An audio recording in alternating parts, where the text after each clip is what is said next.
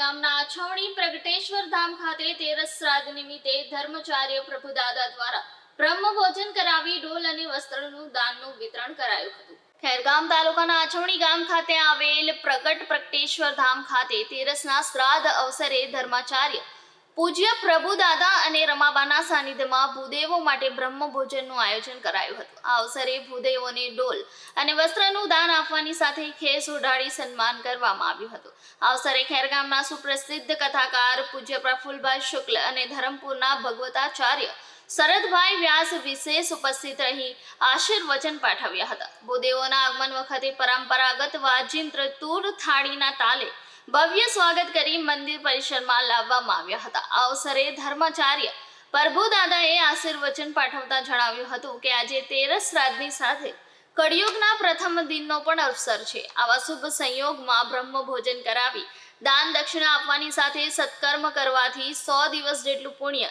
એક દિવસમાં પ્રાપ્ત થાય છે। હરાય ત્રિલોચનાય ભસ્મંગરાગાય મહેશ્વરાય નિત્યાય સિદ્ધ્યાય દિગંબરાય તસ્मै નકારાય નમઃ શિવાય।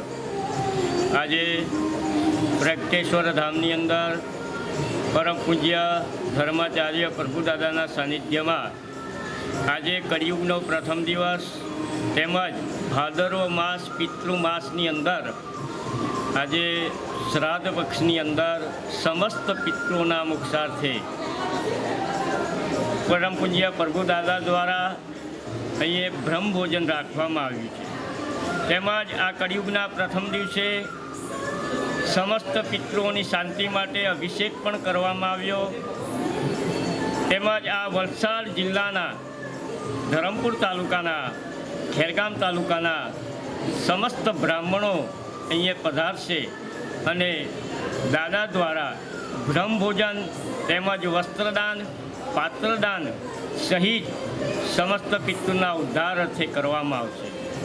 પરમ પૂજ્ય પ્રભુદાદા અવારનવાર શ્રાદ્ધ પક્ષની અંદર બધા ભૂદેવોને અહીંયા જમાડે જ છે, પણ આજે એક એવો દિવસ છે, સર્વશ્રેષ્ઠ દિવસ છે।